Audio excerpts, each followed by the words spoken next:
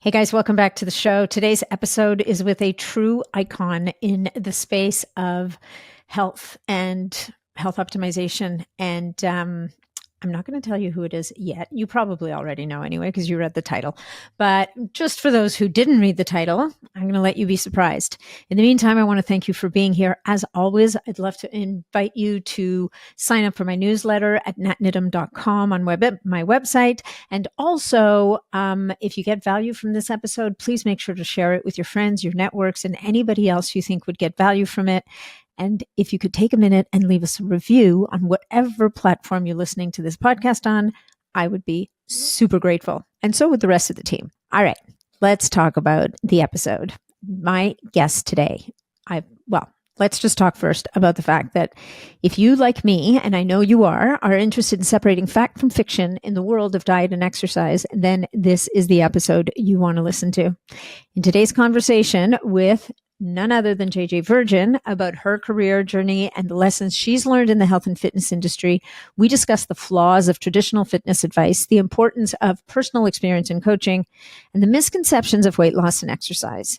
We also explore the role of genetics in history and fitness, the influence of media, misleading headlines, the challenges of vegan and vegetarian diets. Really, we talk about all the extremes, and this conversation really emphasizes the importance of eating protein first, building resilience, finding balance in health and wellness. We dive into the importance of protein and resistance training, limitations of certain types of exercise, and basically we talk about improving gut health, like all of the different elements in making that happen. And she talks about we get into so many of the nitty gritty of really being your healthiest and bestest. So I think you're going to love the conversation. She's such a fantastic guest. I mean, talk about a pro, right? And she's truly like one of my heroes. She's one of the first people in this space that I followed. So to learn more about JJ Virgin, in case you don't already know, you can go to her website, which is jjvirgin.com, where she's got incredible resources. And you can also follow her on Instagram at jj.virgin. And now let's dive into the episode. Hey folks, just a quick reminder that all of the information presented in this podcast is for information purposes only. No medical advice, no diagnosing, no treatments suggested here. Before you try anything that you hear about or learn about here, make sure that you check with your medical provider. A huge welcome to the show. JJ, it's such a pleasure to have you here today. Well, I mean, behind the scenes, we had to finally just stop talking and turn the recorder on because we're like, oh, so I feel like I've met a new bestie. I'm so excited. Yeah, no, me too.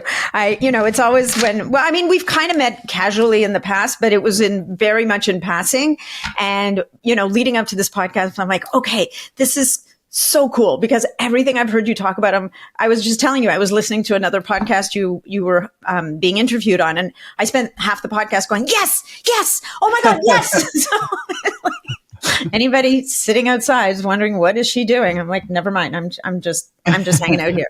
So JJ, your career it's your whole career, right? Which is what's amazing. I think it's one of the things that brings such incredible depth and perspective to your point of view and your knowledge base is, as you said to me when we started, like I had a whole other career. I mean, I started in this space.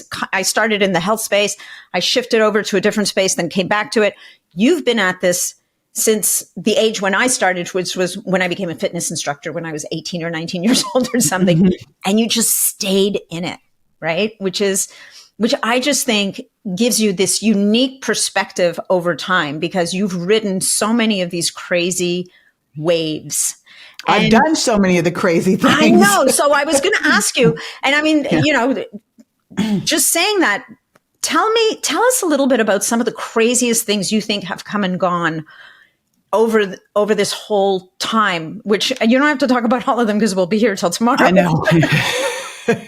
Well, maybe someone listening will go, wait a minute, I'm doing that now. Yeah, for sure. We'll save you. So, okay. And one of the things really, Natalie, that I've always stuck by is I'm not willing to coach someone on something that I haven't done myself. Mm-hmm. And, so that's super important. Although early on when I was a personal trainer in my 20s, I did have clients going through menopause, and I'm like, Oh, so, and hint, hint, if you're going through menopause and you're working with a nutritionist or a trainer, way better if they've actually done this themselves, because they'll get you at a whole different level.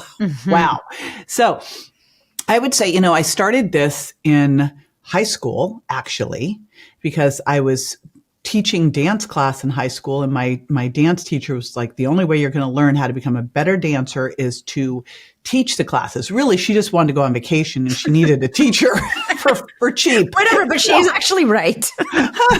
She was right. It was great. So I ended up teaching a tap dance, which is my thing. And then also teaching calisthenics, because back then, when I was in high school, we had calisthenics, we had jazzercise, right? Yeah. You remember it? We had Jane Fonda. Yes. Oh, I remember the Anatomy Asylum. I worked for Richard Simmons. Oh my God. And had to teach in a toga. I mean, I literally, like, if I go through the crazy things, and I forgot about that one. I worked in Japan. I helped bring aerobics to Japan. I taught tap dancing in Japan. Wow. But the wildest things, I remember early on when I was in graduate school, very specifically, like all the research that was being done in graduate school was on cardiovascular, mainly for a couple different reasons. Number one, we got funding from Precor. That's a good one. Funding helps. Yeah. So we had all of these cardiovascular machines. Number two, way easier to do research on cardio because you had us in a semester and you had students who could come in and they could do a very clear 30-minute block 3 times a week. But also there was this predominant thought in the department, and this is where I got in trouble and I might have gone rogue. And I'll explain why. And I think this is what's so important. It's the difference between like research and evidence. So here I'm in the department and I am now personal training my way through graduate school. And because I was teaching, I was actually running an aerobic studio in Westwood, California when I was at UCLA, and someone called up and said, "Hey, will you come to my house?" So I became that's how it personal begins. trainer. The answer always is yes. So, and as far as I can tell, and I was just talking to Mark Sisson about it, he's my oldest friend in fitness. We've known each other 35 years. I was at dinner with him and Shalene Johnson. We're like, I think you guys were the oldest personal trainers. And it was you and Tony Horton embodied by Jake. You know, there we were in LA doing this. And so anyway, over at grad school, the big theory was that you do not start to lift weights until you've lost the weight. And that if you want to lose weight, you must do long, slow distance cardio. And I remember even back then, they're like, if you can't do at least 30 minutes to get into your fat burning zone, don't bother. Yeah. Oh my gosh, how much damage did we do with that? So I was working as a trainer. Now, if you make people hungrier, lose muscle, and get fatter, you're really not going to probably get paid. No. You're not going to last long in the world. Like they're paying for results, right? Yeah. And what I quickly learned is that what I was learning in graduate school wasn't working. It didn't work. Which is awesome. It was like, okay, I can have them walk, and they'll eat less and walk. The problem is if they're doing a lot of cardio, they're probably a little hungrier and it's not offsetting it. We're not changing their bank account by adding in muscle. And I just kept looking at this going, this makes no sense to me and I didn't back then. I remember I bought the first textbooks in exercise endocrinology. There was no mention back then about insulin or cortisol or any of this stuff. But I just thought, okay, we know muscle weighs more than fat. We know muscle's more metabolically active. It costs more than fat to keep on your body. So wouldn't we want to have more muscle? Like it just was like, duh. And so I kind of went rogue. I did my graduate research project on lifting biomechanics. And part of it was how quickly could I develop strength in people. And then I did with all my clients, I had them doing resistance training and high intensity interval training. Wow. And I would take them down to Gold's Gym in Venice and take them on field trips. Love it. Because we were working out at their homes, right? But I'm like, okay, we're going to go on a field trip so you can see what's possible, right? Because there were women at Gold's Gym in Venice that in their 70s, who I remember in my 20s, I was like, I will kill to look like that. Like women that you would look at and go, now we know it's totally possible that you can be in your best shape in your 50s, 60s, 70s. Don't let anyone tell you you can't. But back then, and still the prevailing thought is, oh, you're over the hill. Yeah. And you lose muscle as you age. Yes. And you lose muscle as you age. If you sit on your butt, you lose muscle as you age. I did a DEXA at 39, then I did a DEXA scan at 59 because I was on a mission now. I was going to get in the best shape of my life at 60 and prove that this is all the stuff's ridiculous. My DEXA at 39, my DEXA at 59, because if you're not monitoring your body composition as you go through, people will tell me all the time, I weigh the same. I'm like, yeah, but it's not the same weight. And how do you look? It's not the same weight. It's what your weight's made up of. Well, my DEXA at 39 and 59 was exactly the same. Same weight, same body composition. And so I was like, that is amazing that to maintain that. And that just proves the point that you do not have to lose muscle if you're actively doing what you need to do. But I contend we really need to be laying down as much as possible. So then I went, all right, I'm going to put on more, which I did manage to do, and drop more fat. Like I'm leaner now. I'm as lean as I've ever been in my life. I actually got a little leaner at 60 than I've ever been. So, and my husband, when we did his DEXA, we got a little surprise. I kind of had an idea he was a little I knew he had higher body fat than me, but I wasn't going to be the one to say anything, not support our relationship. No. It's great that the DEXA told him, however, and the DEXA told him he was 25% body fat. He didn't really have much in the visceral adipose tissue, which was great. But, he's always been athletic and always eaten well. He wasn't following what I would have prescribed that he do. And then when he got the 25% body fat for a DEXA, which men have 3 to 5% essential fat. So a man, an athletic male, you expect. That's a bit high for a guy. Yeah, it's high. So all of a sudden he went into overdrive because at first I'm looking at him like, could the machine be wrong? No, DEXAs aren't wrong. Anyway, he dropped from 25% to 10% in about 8 to 10 months, 27 pounds of fat off, 23 pounds of muscle on. And literally, he's now 59, approaching 60 this year. And he's never looked like this, never in his life, not in high school, not in college. This is the best he's ever looked. And I just say all this because all this prevailing thought of this is the best, you're going to be declining all the time and blah, blah, blah, blah, blah. I'm like, well, perception creates reality, right?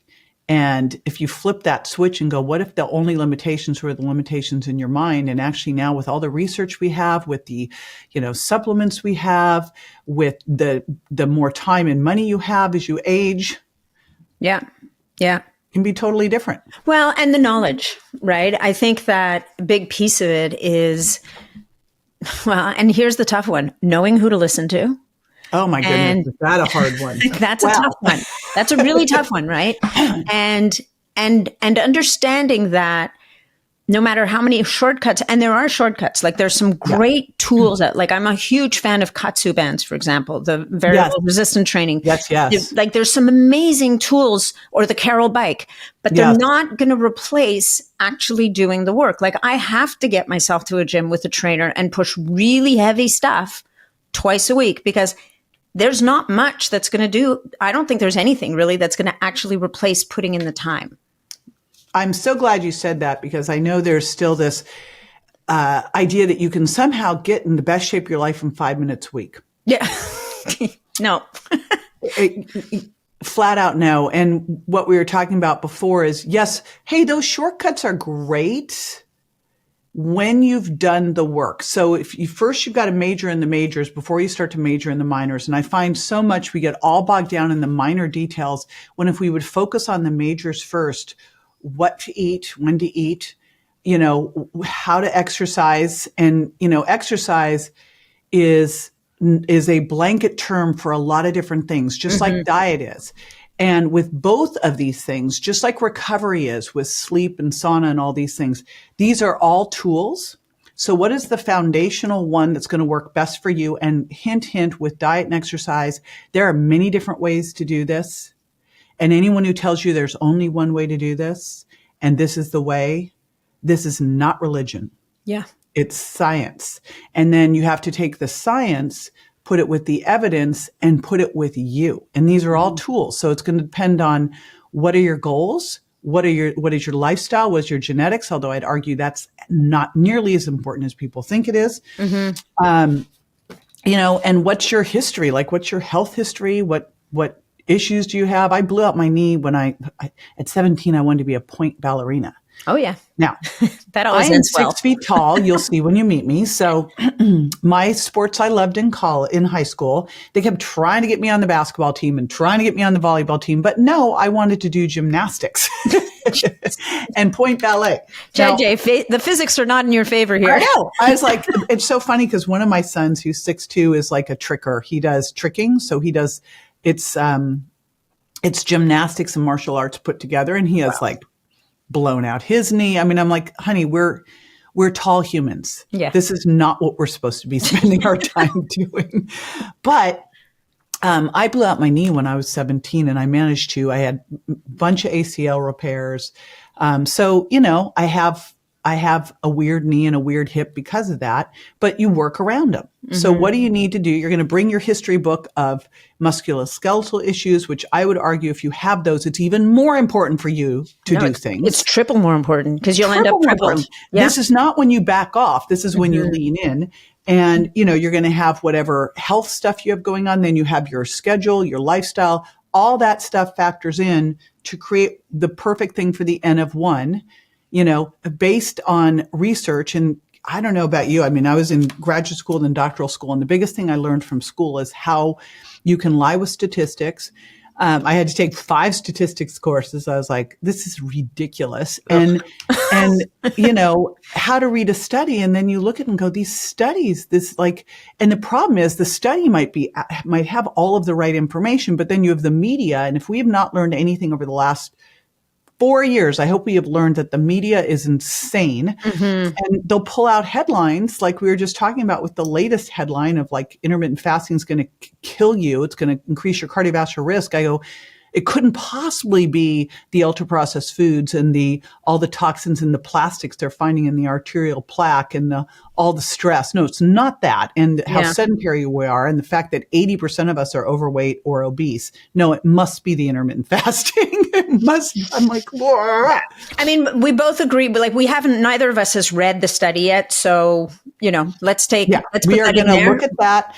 And here's the thing, we've got to look at all these things. And this is the most challenging thing because we all have our biases. And to say you're not biased is absolutely ridiculous. Mm-hmm. Of course we are. We can't not be, but you also need to be critically open-minded. And I mean, I've changed my mind on loads of things but it's generally because I'll learn something we learned something in school. I went, well, that's not working.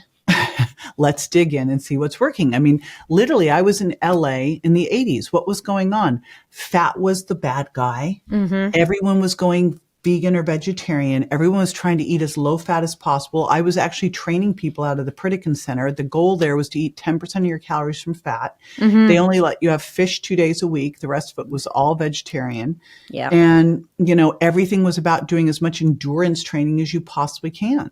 Yeah. Yeah, no, for sure. And you end up with bags of bones. But what do you say? I mean, it is interesting though that and I'm curious about your point of view on this because I hear you on protein and eating protein first. And I do want to talk about that with you. But what do you say that you get these, and I don't know it's hard for me to understand if they're outliers or if they've just found a trick, but you do end up with some of these people who are vegan or vegetarians who have really good lean muscle mass. Like they show, and I mean, my perspective is maybe they're outliers. They've put in the work to do it properly so that they've found a way to get the leucine in. They found the way to, to give their bodies what they need. There could be a little piece of genetics in there, but what's your perspective on those guys? I mean, I'm no fan. I'm not a fan of vegan and vegetarian, to be clear.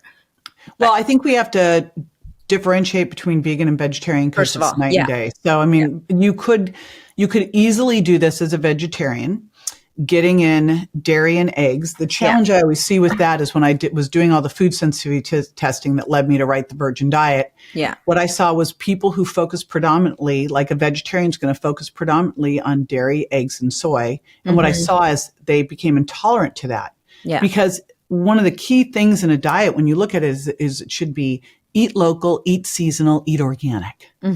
Vary your diet, right?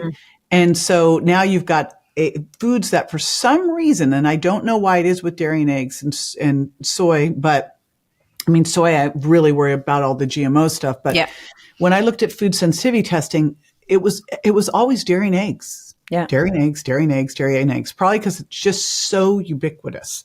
Probably also because you are what you ate, and what they're doing to those chickens is just not nice. It's not nice. No, it's bad. Yeah, and ditto the factory cows. So you've got all of that issue going on. Vegan is such a challenge because I don't know. First of all, I see a lot of ultra processed vegans. Yeah, so I turkey. Anybody? Right? Are you a whole foods vegan or are you an ultra processed vegan? Because I know a lot of vegans who are literally like, I go to their house and look in their fridge. I'm like, this is just like junk food hell in here of all this garbage.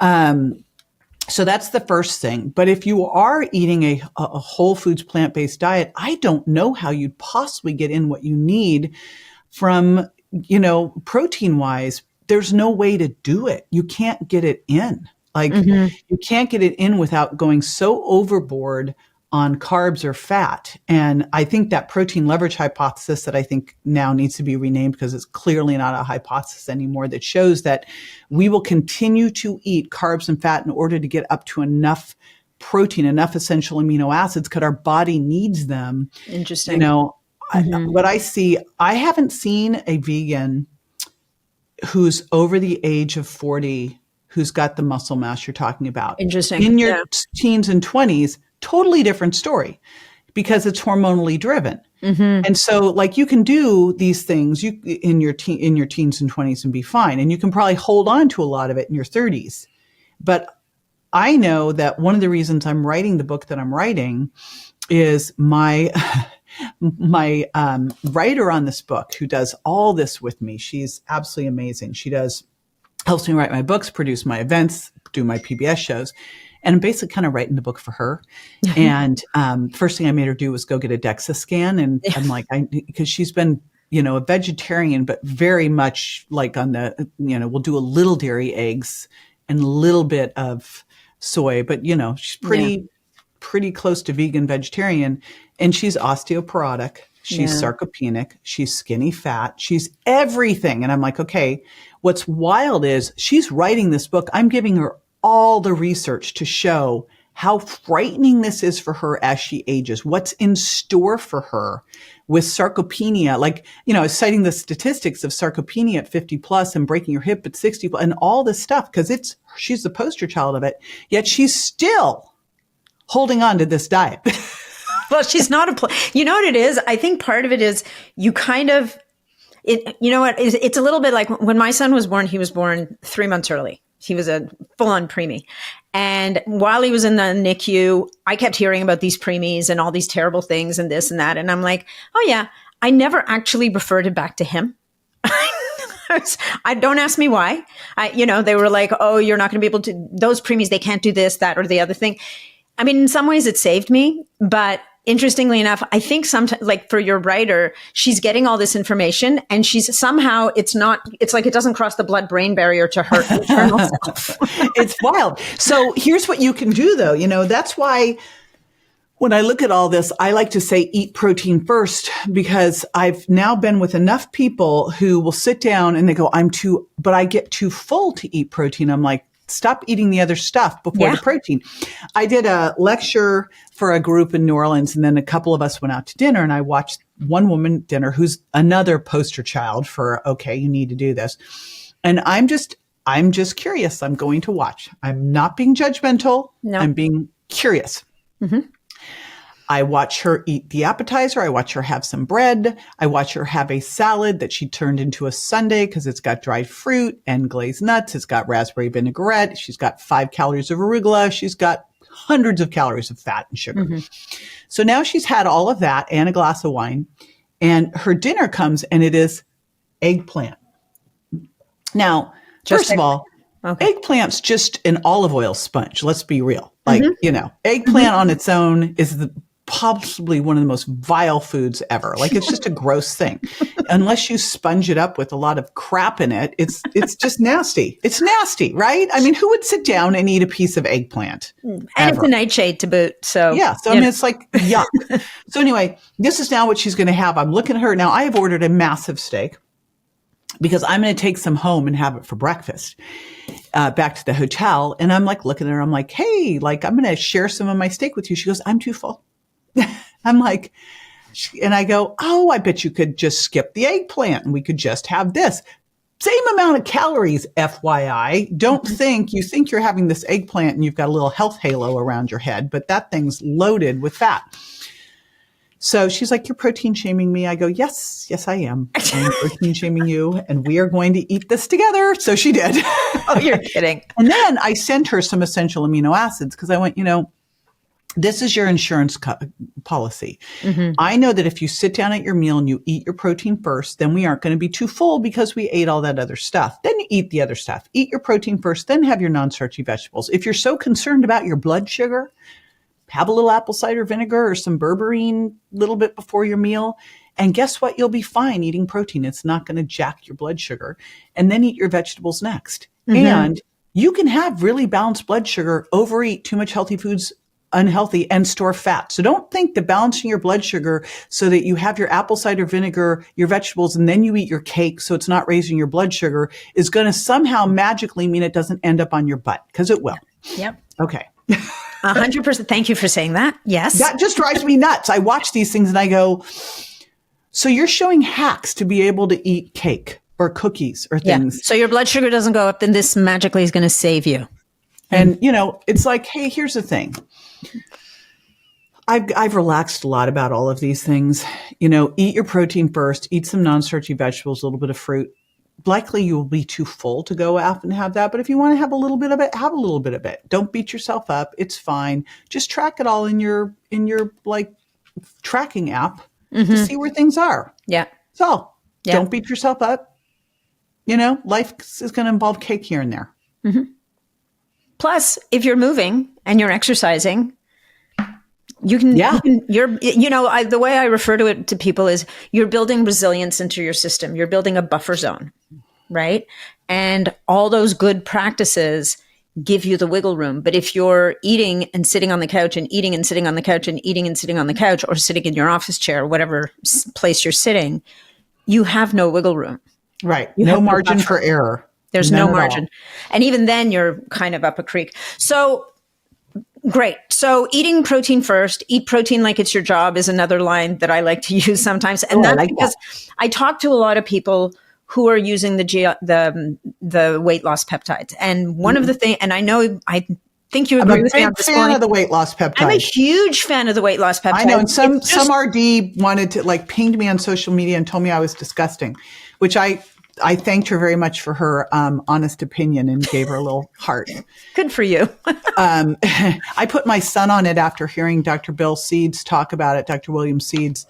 I was so fortunate to sit in a lecture of his, and I'm like, oh my gosh. And then I started to really unpack these peptides. They are so much more than weight loss. And I think that's what people don't understand. And I'll give you a couple ways you can do it if you can't get a hold of the peptides, because I think these are one of the most amazing longevity things on the planet. And the big argument that they make you lose muscle mass, let's just refute this stupidity. Yep. Number one, every diet, poorly designed diet without resistance training will make you lose muscle mass. 25 to 40%. It has been shown over and over and over again. So if you have a diet that reduces your appetite and you do not have a well-designed plan with protein and resistance training, yes, you'll lose muscle mass. It's not the drug. It's the program. It's not the drug. Yeah. The drug can help you. The drug, in fact, have you been looking at any of Dr. Tina Moore's stuff? No, I don't know who she is. Oh my gosh, check her out. Tyna Moore. She has really deep dividend. Oh, Dr. Tina. Yeah, on Dr. Instagram? Tina. Yeah, She has got some great research on these GLP-1 and GIP antagonists and what they can do. And it's amazing. And here's the thing. I mean, the US, 80% overweight or obese, less than 7% metabolically healthy. We have something that could help. Yeah. And once you get to a point, you don't lose weight to get healthy. You have to get healthy so that your body can burn off fat and hold on to or build muscle.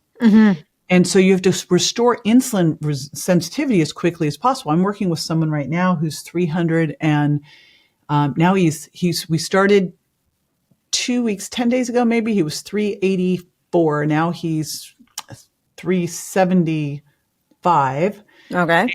But his insulin was 35 and his vitamin D was 16. And by the way, he'd had labs done. No one did anything about it.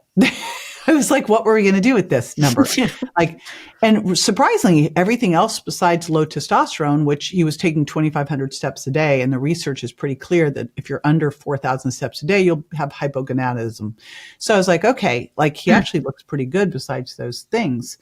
But the key thing I wanted to do with him is start to restore insulin sensitivity and give him a fighting chance. Yeah. So you look at this, although he's not on these drugs at this point, but you look at this and go, we need to restore insulin sensitivity so someone can start to burn off fat, so someone can build muscle, so they can have a fighting chance. This helps do that. Yeah. 100%. And helps turn off some of the noise, and also helps with, I put my son on it because it helps with, neuroregeneration. So, I have a son with multiple brain injuries, amazing what it's done for him. Yeah.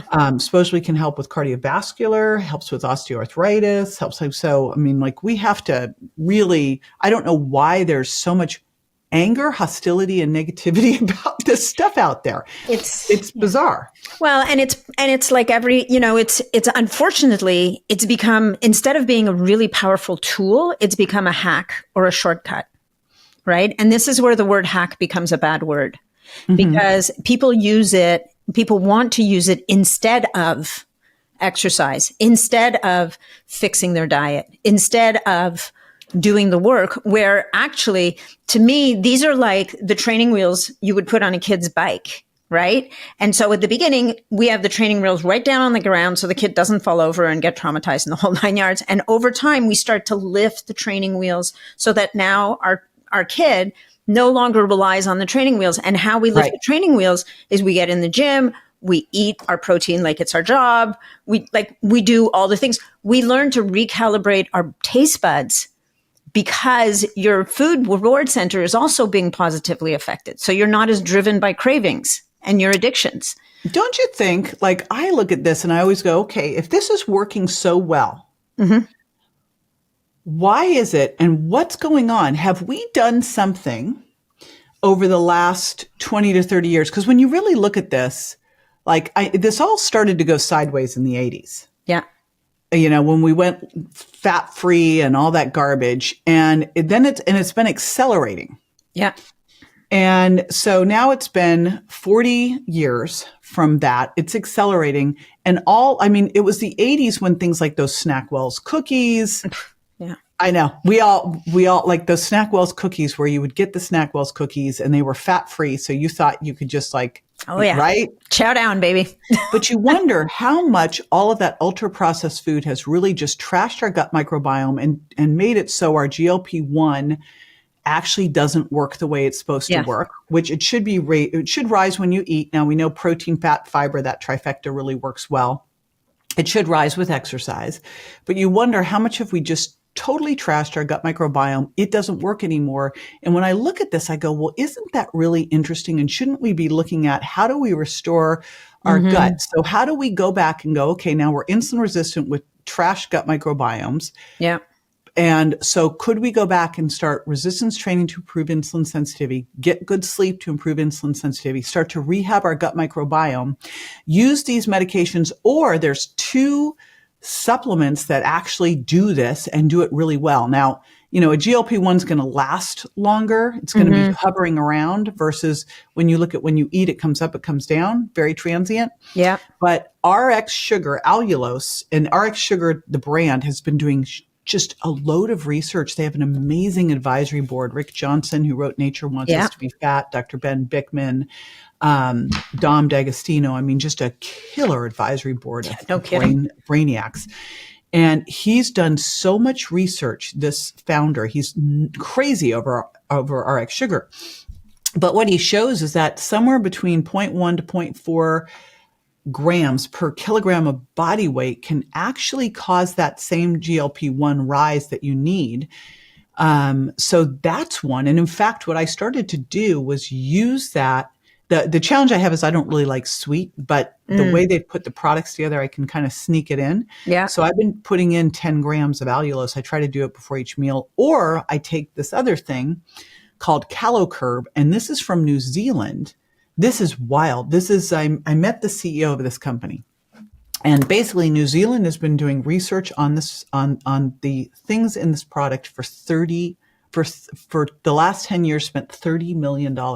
She licensed this technology and created this product, and they have the research to show GLP-1 increases and hovering around longer and the weight loss that's come from it.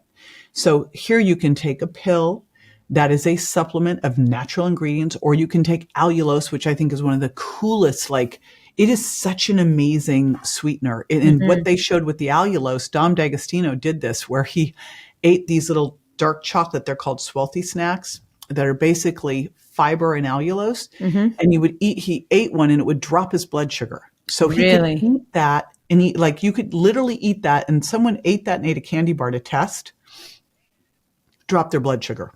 No kidding.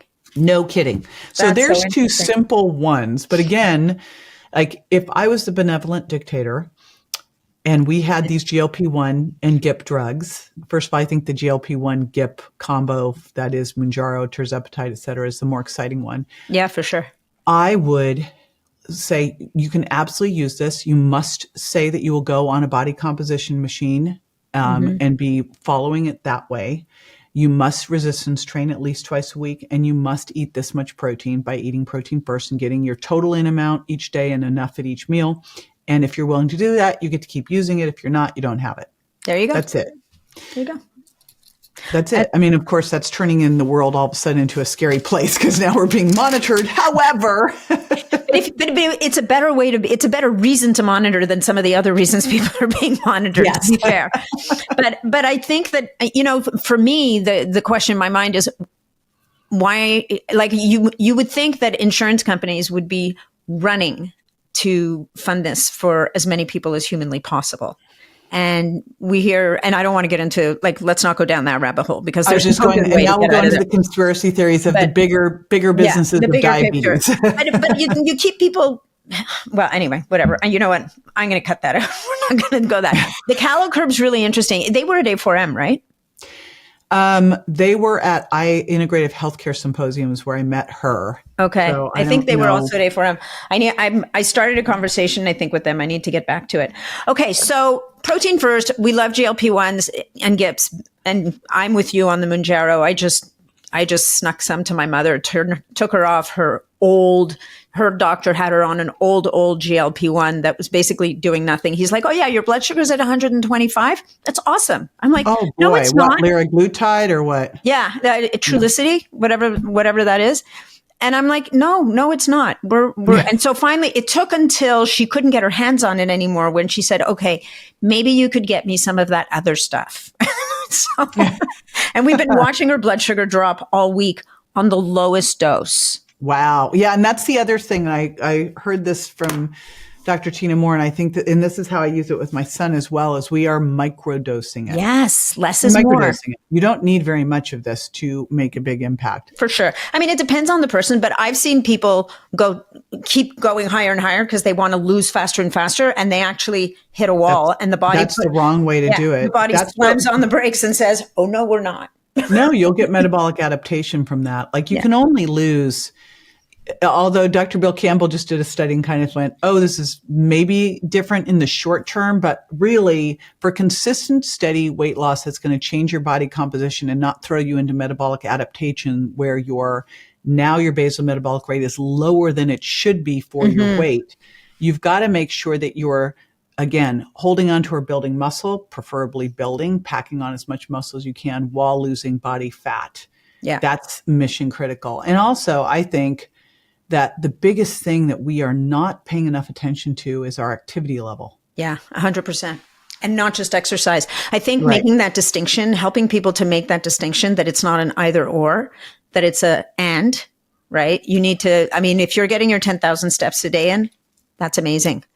Yes. But it's not enough. It doesn't. One or the, yeah. If you're just doing, because I find people seem to be one or the other. And let's say you are the person who's walking, maybe you do a little Pilates or something.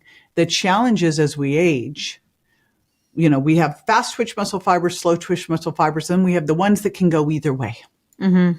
And they'll shift based on what you're telling your body you need. Your body does this with everything. If you're not eating much protein, your stomach acid goes down. Yeah. Right? Your body will shift based on what you're giving it. If you're eating super low carb, you know, you won't need to produce as much insulin. Now all of a sudden you eat carbs and your body's like, what the heck? You know, so your body is smart and it adjusts to what the demands are, right? And it's not going to do more than it needs to. So when we look at walking, if you were just spending your time walking and doing maybe a little Pilates or something, but nothing that really stresses you, the challenge is you are going to exacerbate that loss of fast twitch fibers. Mm-hmm. So as we age, you hear about this loss of muscle as we age, starting at age 30, which it doesn't have to, as we know. Mm-hmm. But the bigger issue is not actually the muscle that we're losing. It's actually the strength and the power. And where we might lose up to 1% of muscle size, it's 2 to 4% strength, 4 to 6% power. It's really the power that creates the problem. That's when you're going slow. If you train slow, you go slow. Yeah. And that's where you can't, you know, get out of the way of something. You can't catch yourself, and that's where you fall. And so if you are focusing on walking and you are not putting any intensity into that walking, turning that activity into exercise. And I got all this heat on Instagram because I said walking, if you're, you know, if you're completely deconditioned, like the person I told you about who I'm working with who started at 384 pounds, he was getting 2,500 steps in a day. So we've been working on just getting him up. Right now, he's now 5,000 is his goal, but it's making him sore. And I'm like, it's going to make you sore. It's okay. Just keep moving. Let's get Epsom salts baths and some massage for the win. But, you know, once you're in shape, walking is not exercise. It's activity. And activity is 15 to 30% of your metabolism, which in activity exercise counts too. But we need to count that in. But even if there was a cool study that looked at 3 groups, a group that did nothing, so nothing changed, of course, the control group, and then a walking 12,000 steps a day, and then a walking 12,000 steps a day, but they were told 3 times a week to take it up, like take the intensity up on the steps. And the group that took it up actually showed a bigger shift. The group doing 12,000 steps a day, their LDL-C improved, I think. Yeah. Both groups had that improvement, but the group that added the speed saw visceral fat loss and saw some other markers improve as well. So the first thing I always have people do is let's just check your steps. Let's get your steps. So you are bare minimum. You will never do less than 8,000 a day. And you watch it throughout the day so you don't end up at like 9 o'clock at night going, uh-oh, right? And then go for a 3-hour walk now. Okay, I'll be home in a while. You know? And then, you know, really goal is 12,000. And then as you do that, then you add in that resistance training and you start to add in some things like a rucking vest. You know, you can add in some intensity on those walks. Yeah, no, for sure. I also think that speaks to a little bit the nervous system's involvement in our fitness, which becomes more and more important as we age. It's the innervation of those muscles and the communication back and forth to the brain, which also plays into the fall factor. And and you know, I think it's a little bit like we talk about diet variation being so important, eating a lot, eating less, eating, you know, higher this, lower that, just to keep the body kind of change, like the body, so that we don't adapt. Exercise is the exact same thing. And frankly, as a species, we survived because we adapted. And so you're really fighting that adaptation to a degree, which means, you know, the uncomfortable truth about that means that your workouts will never actually get easier. Right. Because the day they get easy is the day you got to change them. Right. That's it. I remember when I first started teaching people how to do high intensity interval training, and it's such a catch-all phrase. I mean, it could be anything now. And then I was like, okay, now we have sprint interval training, which is what I always thought high intensity interval training was. It's like, okay, so there's interval training that you can do in a variety of different ways. But I remember the first time someone called me and they go, okay, I've been doing it. And yeah, I'm not doing 30 seconds. I had people doing 30 to 60 seconds, double recovery 30s. She goes, now I'm doing 4 minutes straight. I go, then you're not going hard enough. Yeah. If you could do that, you want to go as hard as possible and have to stop as quickly as possible. That's always my goal there. Although there's a lot of, there's something to be said for doing variations within interval training because you're going to hit your different energy systems. You can go really hard, really quick. We had to do this in grad school. We all hated it, called a Wingate test, where you're really blowing out your your creatine phosphate system. It's like a boof, it's 20 seconds, 30 seconds. And then you can work a little harder for, a minute, and then you can do 4-minute ones. And it's used to be called the unfortunate name of fartlek training. Yes. Yes. I was like, where did that come? That's a terrible name. Yeah, that's a bad handle. It's varying your intervals and making them hard and really recovering and really playing around with lactate. And I think it's going to be very fun when we actually have a lactate monitor. Yes. Well, and because lactate has all these other benefits, right? Yes, Doesn't it have benefits for the brain? Exactly. So, all right, let's go back to, there's so many different things to talk about. So, you know what, guys, just take notes. We're going to jump around a bit. Going back to, we talked a little bit about the vegan and vegetarian dilemma, or whatever we want to call it. Let's go over to the other end of the spectrum here, the carnivores, because one of the things we said at the beginning of the podcast is trying to understand, who do we listen to? And that's one of the hardest things, I think, for all of our audiences to kind of get their heads around, right? How do I know who, and I get this from people all the time. Who's right? Like, everybody sounds like they're so right all the time. And to me, my hallmark, if somebody puts their puts a stake in the ground on one spot and never moves, it's generally not a good sign, right? But let's talk a little bit about the carnivore diet, because I do think that if we want to look at ancestral humans, there would have been periods where people would have been carnivores and periods where people would have been, by necessity, not like have only access to tubers and whatever they could get out of the ground. And then those golden times when they had access to all of it. Right. Right. But now we've got people who've kind of latched onto this carnivore thing, saying, look, I feel better. I look better. It's easy. I'm just going to do this forever. And here's the thing. If we think of diets as tools, we can look at, is this something that's a good short-term therapeutic thing to cause a result? Or is it something that would be great to do forever? Or if you did it forever, would it create some issues? Mm-hmm. Now, could you live like that forever? You could, because you're getting in protein and fat. And if you have protein, fat, and water, you can survive. But is that the best thing for the long term? Well, what about your gut microbiome and the fiber? So if you look back, like, one of the first things that happened to me is I started to really dig into nutrition. And it happened, I was in doctoral school. I was in the exercise phys department. It was supposed to be exercise phys, nutrition, and aging. And I got fortunate. I was in a small room, probably 10 people, lecture with Lauren Cordain, who wrote the Paleo Diet. That's one of the first books I ever read in this space. This is pre-Paleo Diet, pre, all that stuff. And I was like light bulb moment. And, the most interesting thing was, here he was, an exercise physiology professor whose sister-in-law got an autoimmune disease, and he wanted to try to figure out how the heck to help her. And that's where this all came from. And as you start to really unpack it, this is really, really interesting stuff, and what is it that we can take from this? And one of the things that I think is interesting as you look at all of this is, we would have lived by the circadian rhythm. Mm-hmm. Okay. So this is a very important thing. We would have lived by the circadian rhythm. Wouldn't really have snacked.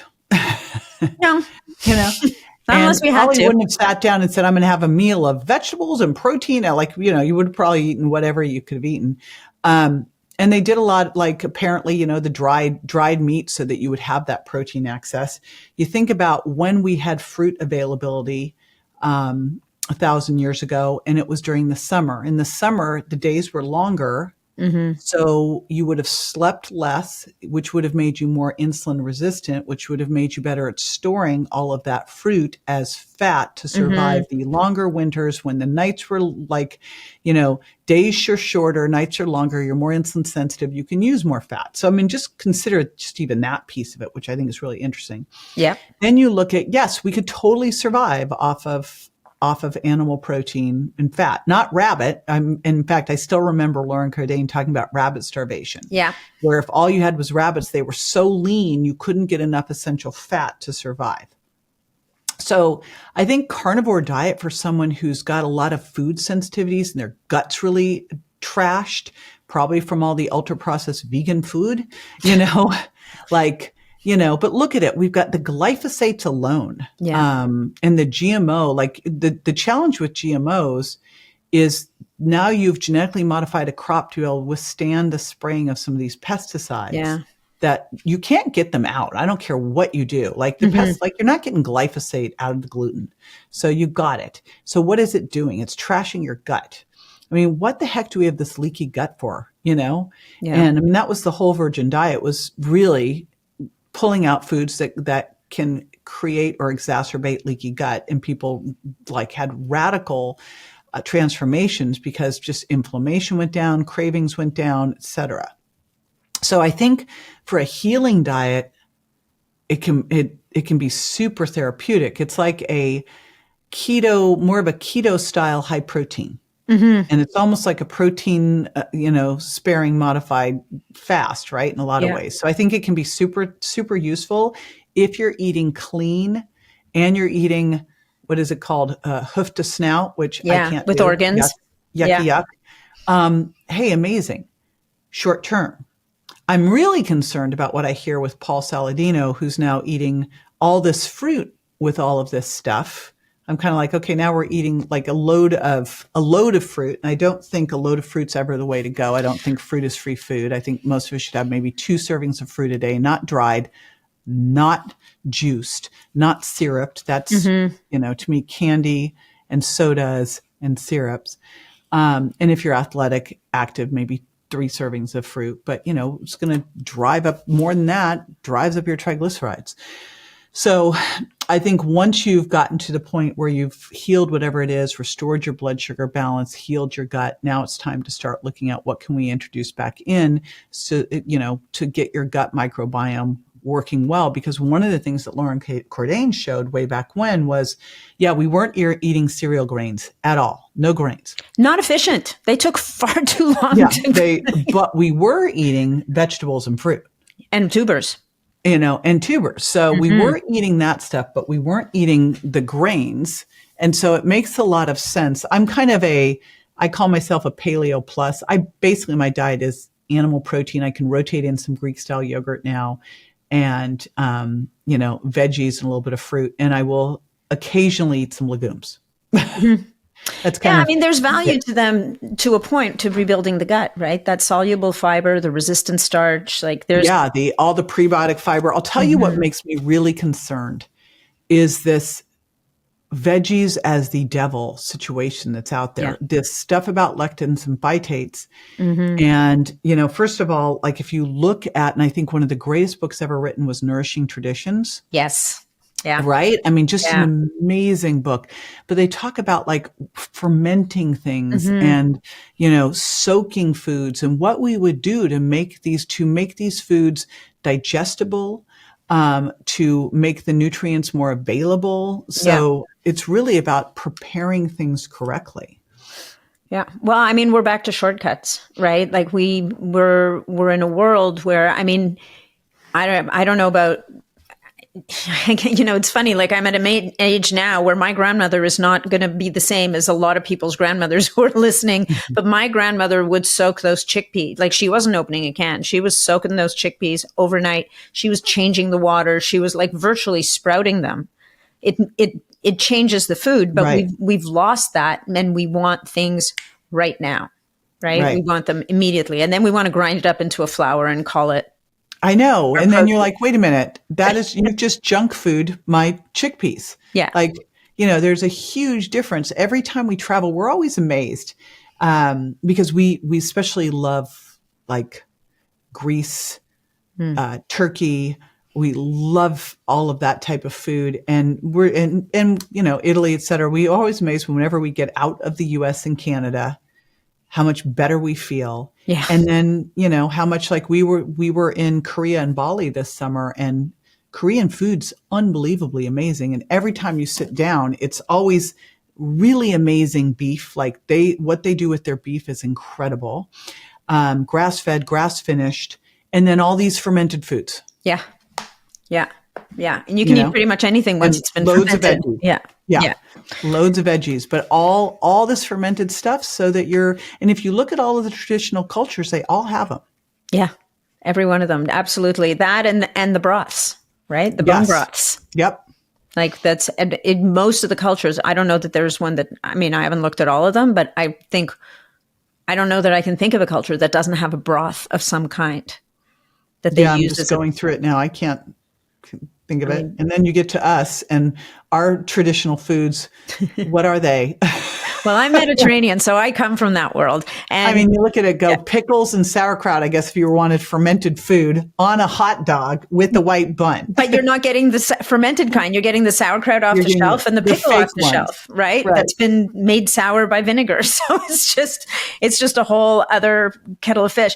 So, okay. So a couple more topics. We could record 20 podcasts here, but another couple of topics I wanted to touch on with you also was going back to the fasting thing and the amino acids, like this whole idea that people have latched onto, and I think it's out of convenience and habit, where they insist on and this, I don't know if this was covered in that study, so it'll be interesting to look at it when we have the time.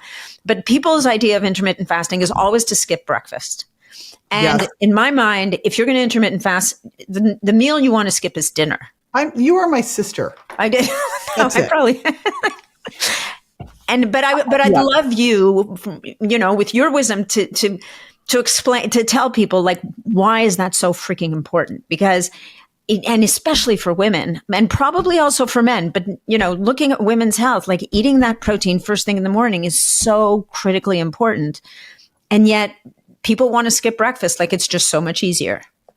They feel like it's easier, but I think, and again, I need to unpack all of this to look at. But, there are also those studies where they show that people that do that tend to eat more. Yeah. By the end of the day. Skip breakfast. Yeah. Here's what I would just look at. And I actually love, I was just listening to Lane Norton rant about something, but he said, there's pathways, there's mechanisms and outcomes. So make sure you don't confuse the two. And I think that's a very important statement. Mm-hmm. And so, and by the way, I also think we need to be an N of one. So look at what works well for you. There are those people who are just not hungry in the morning. I remember I had a very famous actress. She was like, every nutritionist tells me I have to eat breakfast. I just do not like breakfast. I am not hungry in the morning. And she did fine having a meal around 11 or 12 and then another one around 6. That was just what worked best for her. Always had been that way. Do we disrupt that? No, leave it. Not if she's, although you could use essential amino. I'm one thing I've done with people sometimes who aren't hungry is I'll get them to have essential amino acids. Yeah. And especially if you're going when the occasional time when I have to work out first thing in the morning. So I think we should be eating about 2 hours after we wake up. I think that's really the sweet spot. I love Dr. Sachin Panda's work. I think that is the person to listen to in this arena. Mm-hmm. Now, that 8-hour fasting window, he has said it was because the grad student who was doing this, his wife wanted him home at a certain time. And I think back to what the research studies we did in grad school, and we were limited by what time could the students come in? And so he was feeding the mice, but he couldn't get there before this time. He had to leave at this time. So there was an 8-hour window. Yeah. Imposed by his wife, guys, not science. Right, not science. Could have been 9 hours, could have been 6 hours. No, it was 8 because of that. So we don't know. We don't know if 9 would be better. We don't know if 10 would be better. And we don't know what would be best for you based on your diet and lifestyle and goals and everything else. So, but here's what we do know is that you are in a constant, you're always breaking down and building up. You do this with your bones. You do this, you do autophagy. We're always doing autophagy. We're doing mitophagy. We're breaking down muscle. We're building up muscle protein turnover. So you want to make sure if you're trying to put on muscle that you are building up more than you're breaking down. Mm-hmm. So your muscle protein synthesis more than your muscle protein breakdown. You're going to sleep at night. Now, this is way more this is simplifying it. This is way more nuanced and confusing because depending on the protein you're eating and how long this can go longer. But, let's assume that a lot of what's happening as you're sleeping, you're in your overnight fast and you're getting catabolic. And you wake up in the morning, you see the sunlight. Love Dr. Andrew Huberman's work on this, see the sunlight, ground, wake your body up. Melatonin's down because you've gotten exposed to sunlight. Cortisol's up. That's helping you wake up. That's a good thing. Cortisol's not to be feared. Yes. Elevated cortisol for like all this now. Don't do that exercise because cortisol will go up. I'm like, you know what? Don't do exercise because your blood pressure is going to go up. Your blood sugar is going to go up. Your cortisol is going to go up. What? Yeah. What are we talking about? Yeah. So I actually got my blood sugar up to 200 doing a really, really hard lifting thing. I was like so proud of myself. It's like, boom. So everybody's horrified. You're like, oh my gosh. I mean, and how long did it take to come down? Yeah. No time, right? Hormones have things they're supposed to do. If you have low insulin all the time, you're never going to be able to build muscle. Mm-hmm. And you're going to have jacked blood sugar. Yeah. So insulin comes up, it comes down. Yeah. No. Blood sugar comes up, it comes down. Cortisol needs to come up in the morning to get your ass out of bed and get you moving. You need cortisol. So comes up, wakes up everything. Pancreas, let's go. We can start now pumping out insulin. So like 2 hours after you wake up is a great time to have breakfast. I mean, if we could design the perfect day, which is hard to do with work schedules and life and kids and all that husbands and all those things around us. Yes. Right. But it would be perfect if you woke up in the morning. And this is occasionally I'll go, okay, I got to actually do my perfect thing. Do not think I'm the influencer who has the perfect morning routine every day. Ideally, I hit it once or twice a week and I'm like, yay on me. Mm-hmm. But, I get up in the morning, pee, weigh in on my bioimpedance scale so it reads to my app. So I keep tracking the trends. I come back into bed. I take my thyroid. I put my eye mask on. I do a Dr. Joe Dispenza meditation with my dogs. And my husband, my dogs go straight in. They hear Dr. Joe say eyes closed and they go, whoop, they're out. It's hilarious. I told him, I go, Dr. Joe, my dogs, like the minute they hear the music and they hear you go eyes closed, they go zoom and they're down. It's hilarious. Then we do that. Then I have some coffee. Then I go do my, we open up all the windows. We see the light. I go do my little quick hot sauna. Then I do my cold plunge. Then I do red lights. Then I eat. It's about 2 hours out now. This is a leisurely day. Yes. This would be like the perfect day. And maybe I get it again. And of course I travel all the time, not taking my cold plunge, hot sauna and everything else with me. And then I go to the gym like an hour later. So I've given myself time, but I was in muscle protein breakdown. Now I want to flip that switch and I want to get that protein bolus in with some leucine to trigger that. And especially I want those amino acids on board when I'm going to the gym.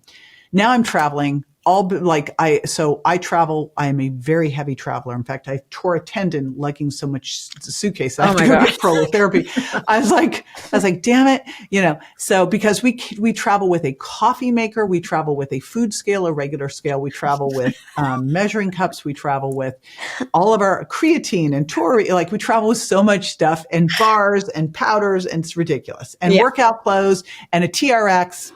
Yes. Right. Yes. People in our space are not carry-on bag people. We are not like we just aren't. No. And then we didn't even talk about skincare, which is a whole nother thing. God, that's a whole different kettle of fish. Whole different thing. That would be a whole nother thing. But so now I'm waking up in the morning and I'm at a hotel and the only time I can work out is like 6:30 in the morning. So we're going to do a 15-minute quickie with Dr. Joe, slam some coffee, and I will take a big water bottle with electrolytes, creatine. Now I take my creatine. I just keep my tissue stores saturated so I don't worry about like getting in when I work out because I got my tissue stores saturated. But When I'm traveling, I'll throw my creatine with taurine and magnesium, electrolytes, so more magnesium, and then I will throw essential amino acids in there. Yeah. And that's what I go to the gym with so that I've got those on board. Mm-hmm. So that is how I do my little hack of that. And at home, I will take electrolytes and essential amino acids with me because it's like, why not? Yeah. Not going to hurt me. And so, and I keep thinking, you know, what I'd really love to do is at night, you know, with my evening meal, after my evening meal, do another hit of essential amino acids. And damn if I don't forget. So I know. Anyway, night supplements are the worst. I know. So I have all the ones I have to take by my bed. And I finally just went, you know, I'm going to take the majority of these during the day because I'm really bad at my night. But my night ones are magnesium. And then I have a product called Sleep Candy that I take. And I take nitric oxide twice a day. But, you know, ideally, stop eating minimally 2 hours before bed, but really 2 to 4 hours. Why? Because now melatonin is coming up, shutting cortisol down, putting pancreas to sleep, which is why you eat those carbs. And no one, by the way, no one at midnight's eating salmon. They shouldn't be. I have looked at a lot of diet recalls, and when someone eats late at night, it's never like, you know what? Oh, it's some nasty carb to keep their brain awake. Never like some Brussels sprouts. It's never.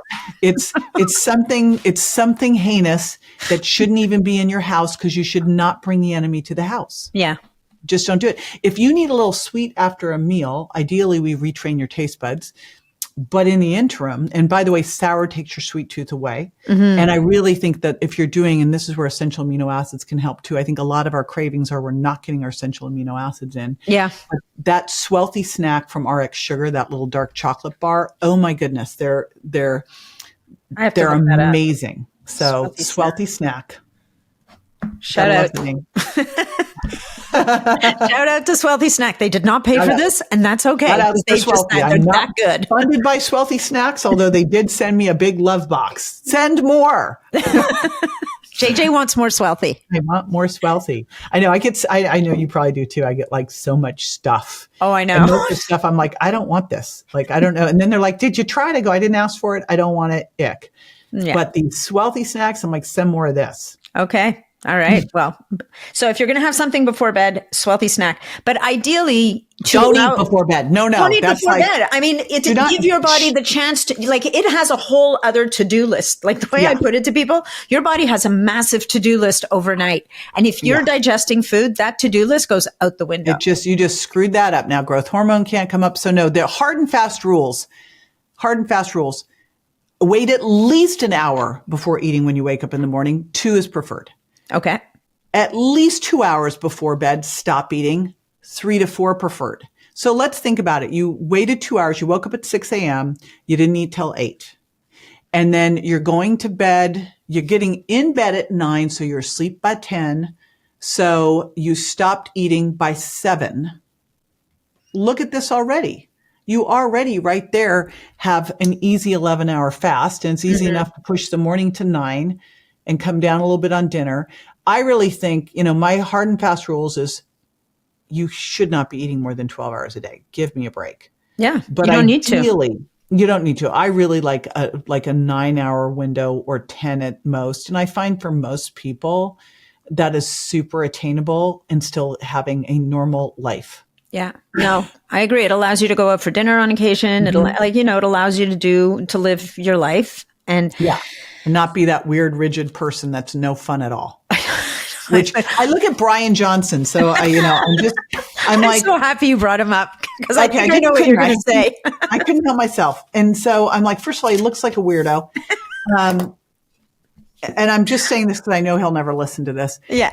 I'm with you. He's too busy spending all his time trying taking to extend 500 pills a day. Yes. I'm like, how fun is this? Is he married? Because I can't imagine he couldn't be married. No, I mean, I'm like, this sounds like the most miserable existence. And if you really look at, like, if I was going to look at what are the best longevity hacks out there, have friends. Mm-hmm. laugh. Have friends who really like you too, who lift you up, who have a growth mindset, who are doing super cool stuff out there. You do super cool stuff with them. When you look at the blue zones, I know everyone wants to think it's the diet. I think probably the diet in the blue zones that makes the most sense is that they're eating whole foods and closer to nature, and they're doing traditional stuff. It's not that they're vegan. I'm sorry. Sardinians are not vegans. Thank you. Have you been to Sardinia? Yeah. They're not vegans. No. So that ain't it. It's that they're actually eating real food. But the bigger thing is they're actually relevant as they age. I just interviewed Chip Conley, who started Modern Elder Academy and wrote this awesome book. It's right here, Learning to Love Midlife. He's fabulous. Look at this guy. Oh, you should have him. I want to. Yeah. I'll hook you up. Anyway, when you look at it, it's like not being revered as you age. It's being relevant. It's having a purpose. It's having a calling, and it's having super cool friends, younger than you, older than you. And it's having that bigger, like, I'm more excited about my career at this stage than I've ever been. And I've always been fired up about it, but I'm more fired up about it. Yeah. So, you look at someone like that and I go, okay, you're doing all the things, but you're not living life. No, it's the life that fun forgot. Literally. Yeah. Shit, I knew I forgot something today. I forgot fun, man.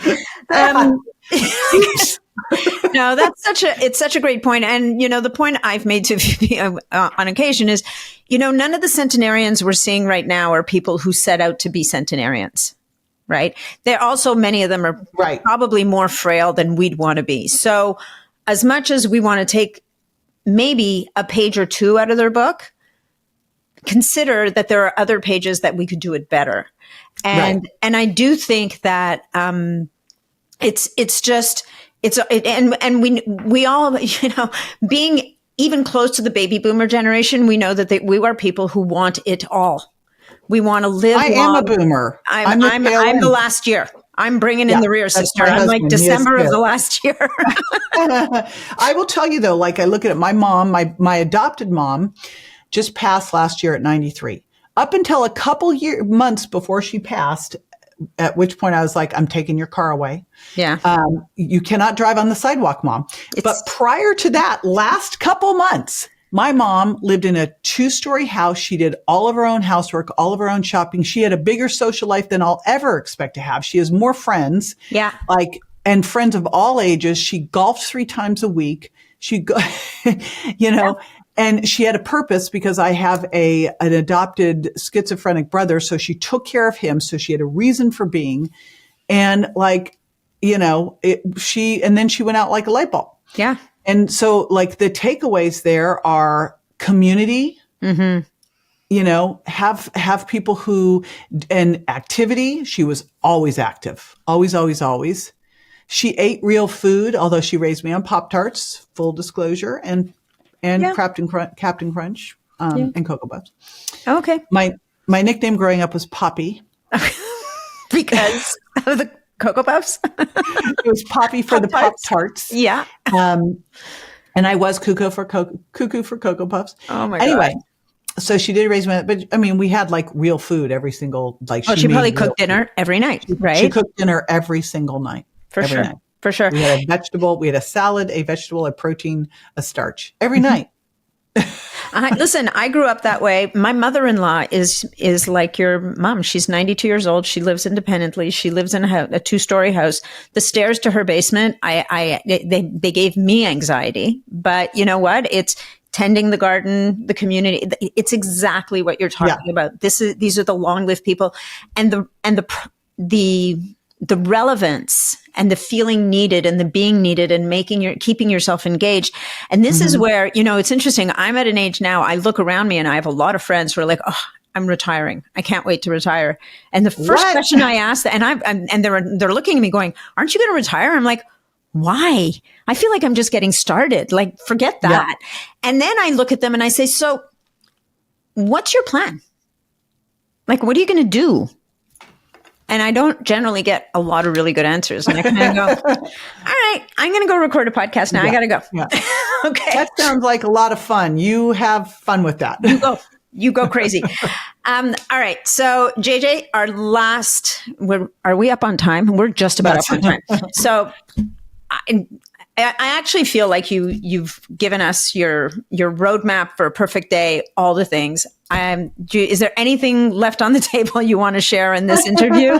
Or are we just going to say, see ya in Austin and London and all the places we're going to see each other this year? I think the most important thing with all of this stuff is it's easy to listen to all this stuff and then look at everybody else's life and go that, they're Miss Perfect, blah, blah, blah. And everyone's just doing the best they can. And I think the most important thing, whenever you listen to these things, I'm always working on one thing. Yeah. I love that book by Gary Keller, One Thing. One thing. Yeah. One thing. When I try to work on more than one thing, I do no things. Mm-hmm. So I just focus on one thing.